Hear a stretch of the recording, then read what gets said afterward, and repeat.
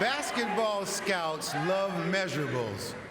A player's wingspan, maximum vertical jump, and bench press all speak to something, but they don't tell you everything. You can't measure tenacity, you can't measure fearlessness, and you can't measure the will to win.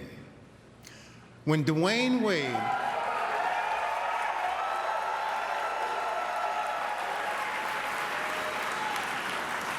Wade launched his signature shoe line in 2005, the tagline was taken from a Japanese proverb: fall 7 times, stand up 8. It turns out that was the measure of the man. His relentless pursuit of greatness turned South Florida into Wade County, making him the most celebrated player in Miami Heat history. How would I describe D-Wade's game? Look out, here he comes. Flash, speed, power, elegance, shiftiness. He looks like he's moving in slow motion. Next thing you know, he's getting down the lane, Euro-stepping guys, making athletic plays. Oh, Wade puts it in. A product of Chicago's South Side, Dwyane Wade first rose to prominence at Marquette University. The 5th overall pick in the illustrious NBA draft class of 2003, Dwyane came up big when the games counted most. I still remember, the game winner he hit in the postseason versus the Hornets. Here is Wade. Yes! The rookie, Dwyane Wade. He really blew up in the playoffs, and you could just see the greatness begin to swell in him. Wade puts it up, puts it in! When I joined the Heat, I saw he was a guy that played hard. So he's a guy that had a lot of grit. Oh my! What a play by Dwyane Wade! You gotta love a guy that dominates and plays the right way. Wade the alley-oop, and a monster jam by O'Neal. In 2006, Wade put the team on his back, earning Finals MVP honors while leading the Miami Heat to their first ever NBA title. The Miami Heat are champions of the basketball world! Wade was also a force on defense, setting the all-time NBA record for blocks by a player under 6'4". He had great anticipation, he had long arms, big hands. He was a great defender. Blocked by Dwyane Wade out of bounds! Get that shot out of here! 2010 marked a new era in Dwyane's career when he was joined in Miami by Chris Bosh and LeBron James. Wade finds James! Grab that, put it under your Christmas tree. Be able to go down there and to be a part of Wade County and do the things that we did in 4 years, 4 straight finals appearances, 2 rings. What he brought to the court every day, his attitude that he brought every day, it was just incredible. Dwyane Wade was a 13-time All-Star and the leading scorer on the 2008 Olympic gold medal winning team. When he got here, that changed everything. He goes down as the greatest player ever in this franchise's history.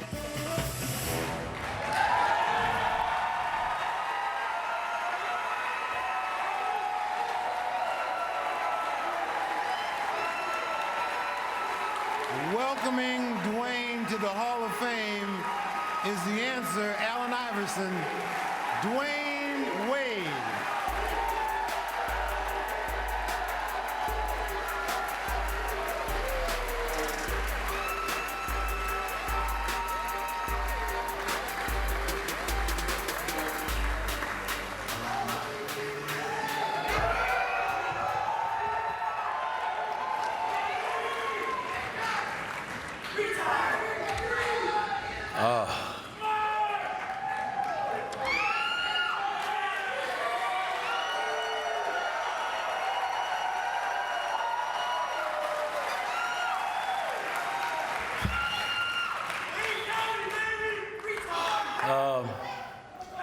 Heat Nation, y'all in here?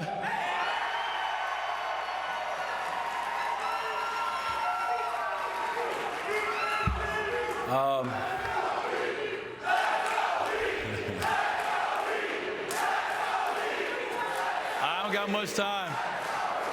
Coach Pop took all the time. Let me get to it. I want to start by acknowledging all the individuals and the amazing women from 1976 Olympic basketball team.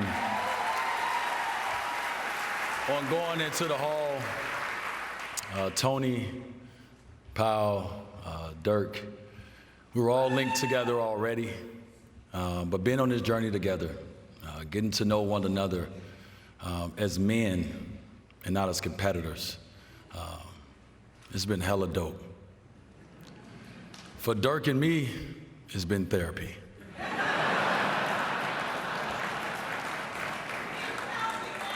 Who would have thought that we would be on the same team after all of our battles? But here we are, and it's one of the greatest teams I've ever been on. So thank you guys, man.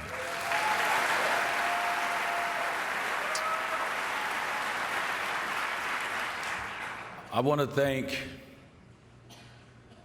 Harold L. Richards High School in Oakland, Illinois.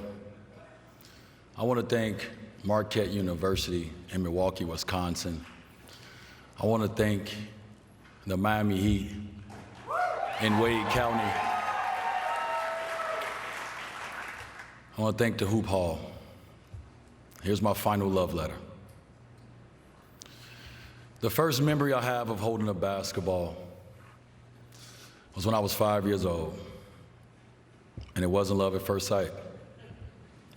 But one thing I knew for sure was that something inside of me would come alive every time I had that ball in my hands. I've got to credit my dad for my love of the game. He's what you would call an everyday hooper. If that was a court in Chicago, chances are my pops took my brothers and me so we could play against grown-ass men to gain their respect. If there was a basket and a run there, we were pulling up to the lakefront, Foster Park, Blue Island Rec Center, and any local gyms and parks anywhere in Chicago. The best thing about that time was what the game taught me. I had a chance to see the way basketball connected people, just by hanging out with my dad, my uncles, and his friends.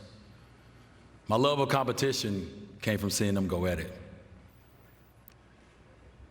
It wasn't about anything other than their pride and the love of the game.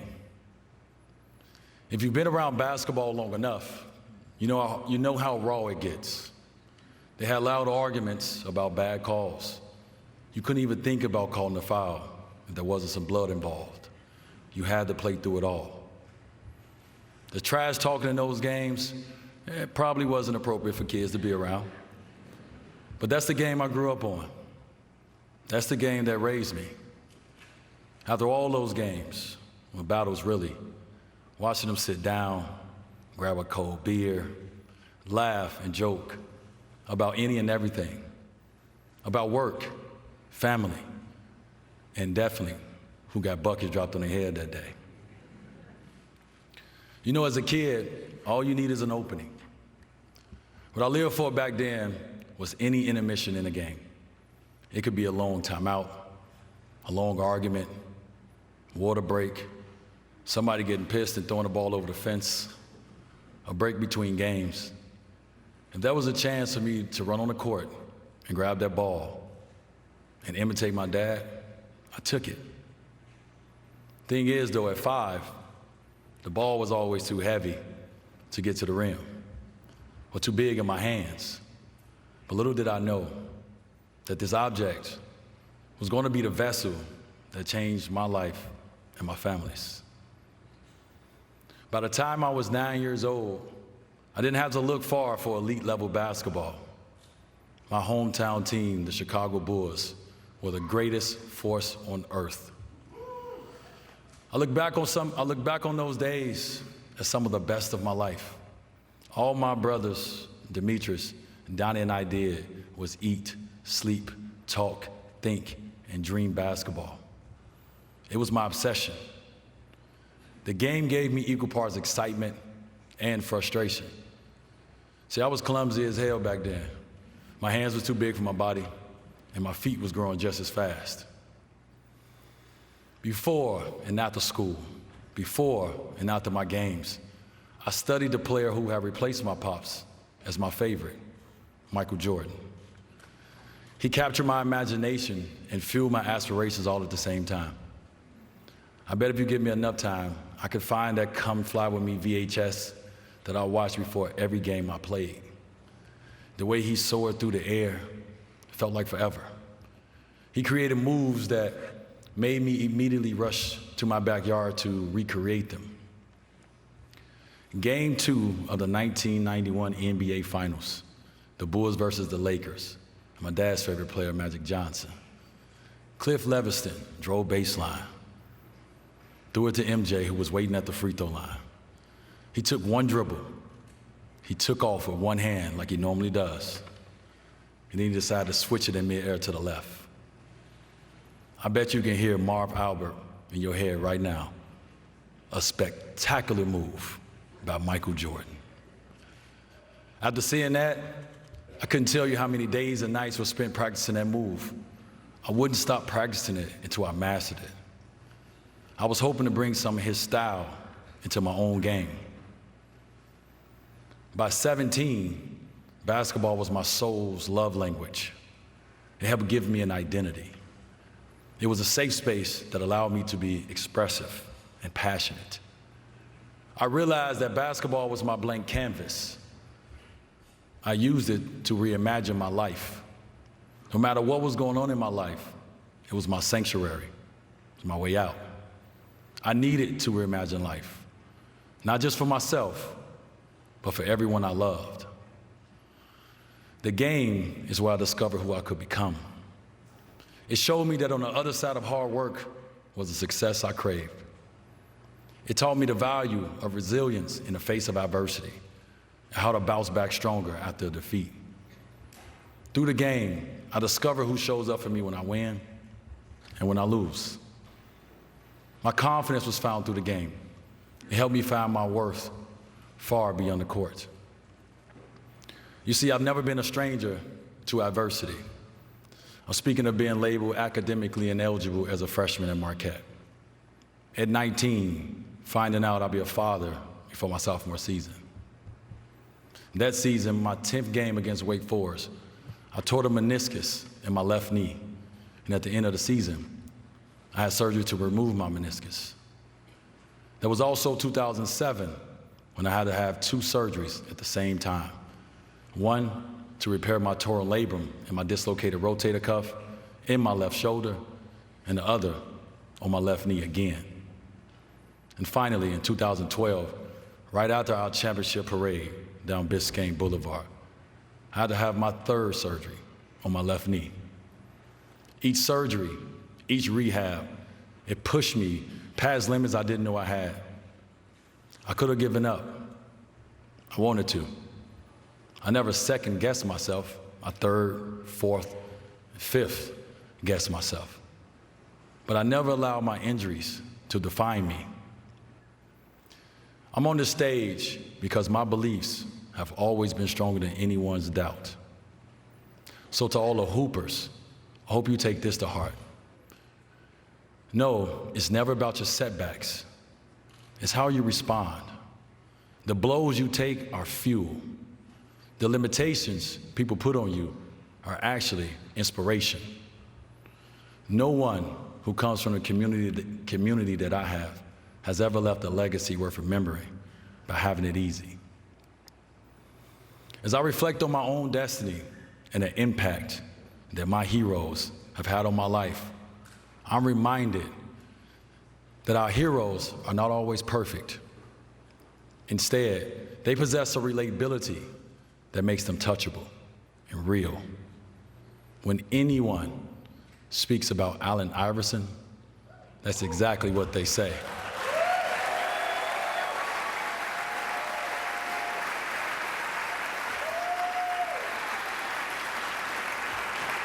He's real. So AI, I need you to know this. I watched you with awe because I saw a reflection of myself in you. The way you played the game was exciting and fearless. It didn't matter who they put in front of you.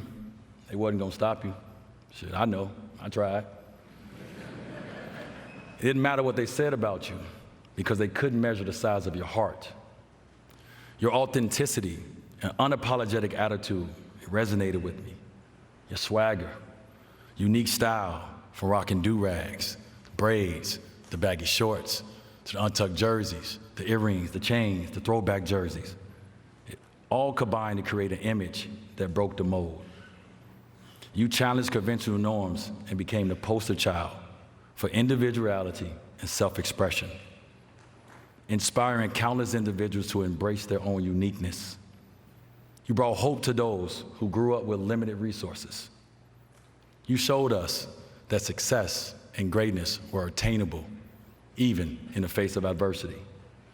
Your struggles made your accomplishments that much more remarkable. AI, you are a living, breathing reminder that redemption and growth are possible.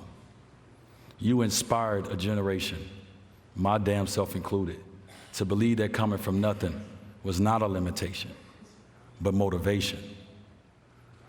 I wore an arm sleeve throughout my career because AI did.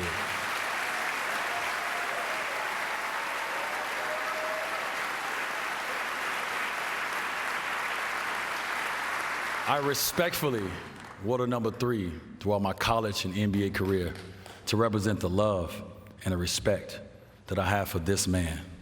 So from the bottom of my heart, you are the culture, and we love you, and we thank you, Allen Iverson.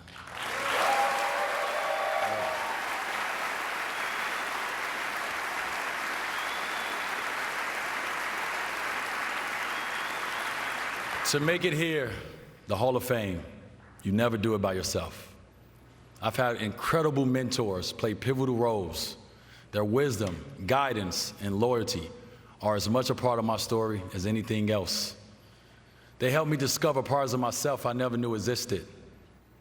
You not only taught me the X's and O's of the game, but you also imparted invaluable life lessons that have shaped the very character of the man that I am. Your beliefs in my potential, your guidance through adversity, and your unwavering support have made all the difference, not just in my game, but in my life. I would have never evolved into the player that I would have never evolved into the player that would have played, that could have played with the Mount Rushmore of talent like Shaq and LeBron, without y'all teaching me about the importance of we versus me. That mentality made it possible to understand when sacrifice was needed for my teams to win. So thank you, Jack Fitzgerald, Larry Butler, Coach K, Tom Crean, Stan Van Gundy, Pat Riley, and Eric Spoelstra. I love you guys.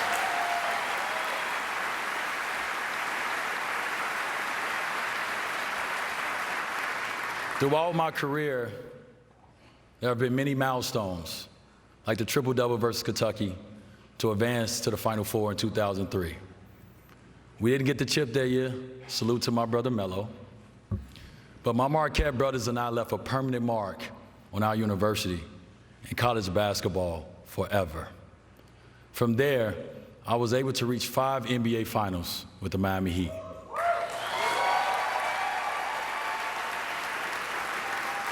And win 3. I could talk about my accomplishments and the work I put in forever. But that didn't happen without my peers, coaches, and honestly, you, the fans. Your cheers. Yeah.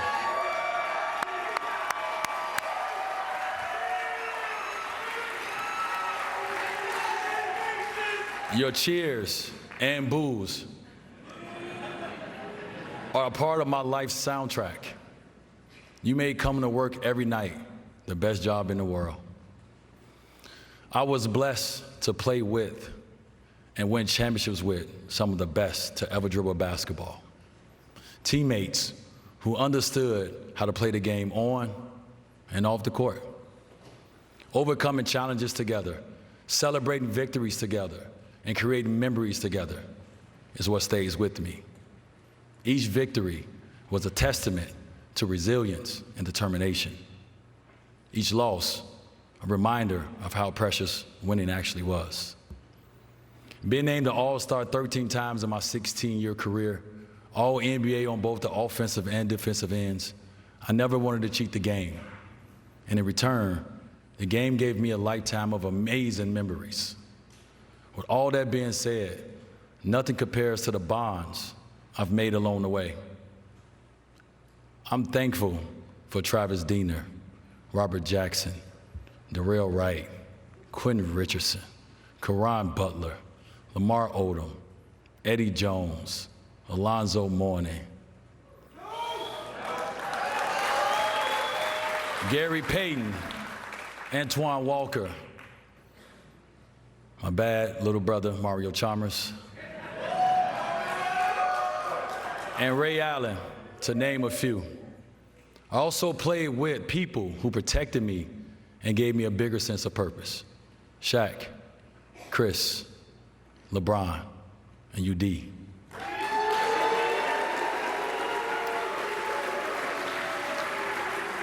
They changed the way I would be viewed in this game forever.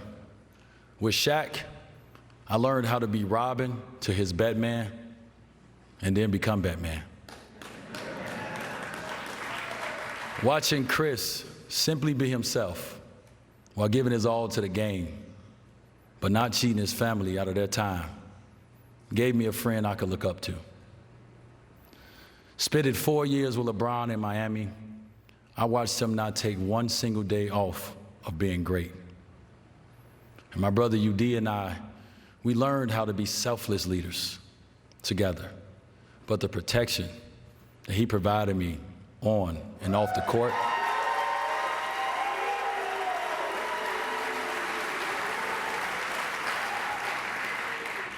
provided the safety of a big brother, and it allowed me to bloom and blossom. So I thank you. I love you.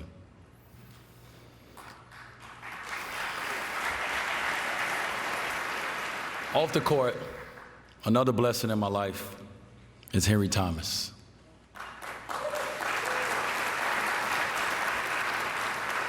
Being on this stage tonight, it simply wouldn't be possible without him. By job title, he was my agent. But in my heart, he was far more than that. If you're really blessed in life, you get to meet angels on earth. There's not a day that goes by that I don't hear him saying, "You got this, my man."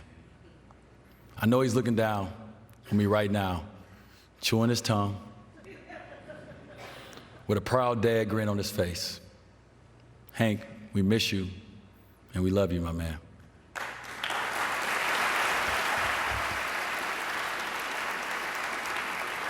To my loved ones, the ones who have become my lifeline, y'all are my safe haven, a place where I can always retreat to with minimum fear of judgment. I've laughed with you, I've cried with you, I've been saged by you, I'm protected by you, and I'm loved by you. I am who I am because of all of you. You're the embodiment of unconditional love. And that's all I ever wanted and needed. And that's all I ever wanted to show in return. So I want to take this opportunity to recognize a few of my loved ones. And when I call your name, because we've been here all day, I want y'all to stand up so everyone can see your faces. Carmelo Anthony.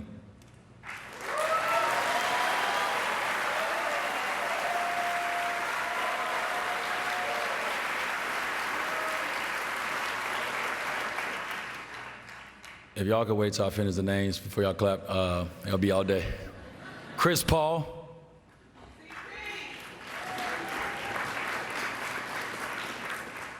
Chantel Cohen. You may be at the top somewhere. I love you. There you go. Andre King. Richard Ingram. Bob Metellus. Lisa Metellus. Tracy Union. Tregill Wade Johnson, Davion Morris, Kavia James, Zaire Wade, and Zaire Wade. Thank you all for being there for me and for loving me in the most perfect way possible. I appreciate you guys, and I love y'all. Thank you.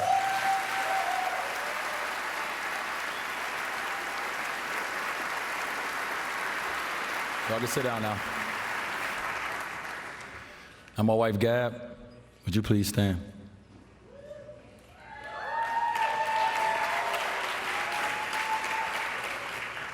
Thank you for making our house a home.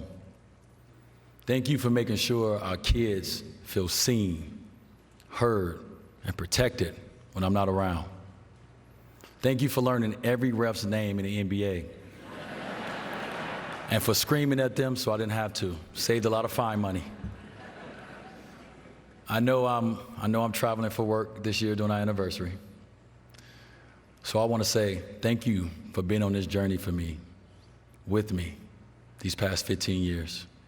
Thank you for learning to love my imperfections just as much as we've enjoyed and loved the moments of perfection.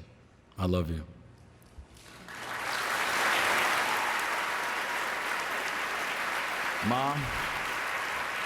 Mom, would you please stand?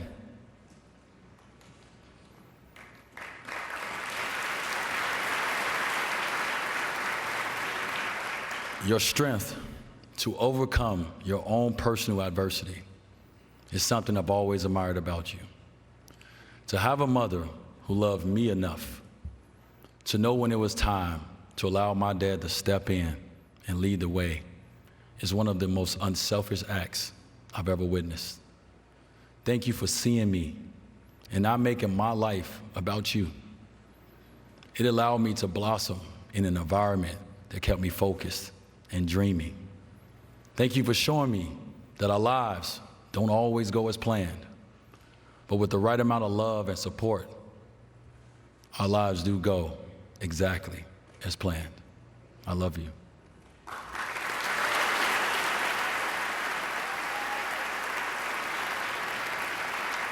Pops, would you please stand?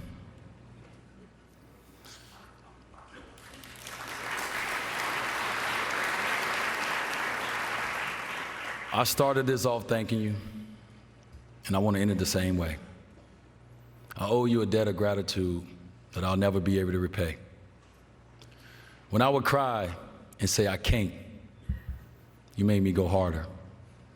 You pushed me to limits that I didn't know were inside of me. The hard work I put in was because I didn't want to let you down. Those countless hours in the backyard, when we would compete against each other like strangers, it built me to last. Those days that turned into late nights of me working on my left hand so it was just as good as my right, it made me an unstoppable force. That time you got kicked out of the game as my coach and snuck back in the side door and coached me from the stands just to get kicked out again, it showed me that there was no limitations on how you would show up for me. It's the exact same way I try to show up for my kids. So even though I hated being called Little Dwyane, I admired you as a kid. I admire you now. We had the same exact dream, and we carry the same exact name, Dwyane Tyrone Wade. To know we hustled all the way to the Basketball Hall of Fame is God's will. So Pops, I know your knees are a little sore, but will you join me on stage as we take our rightful step into basketball heaven?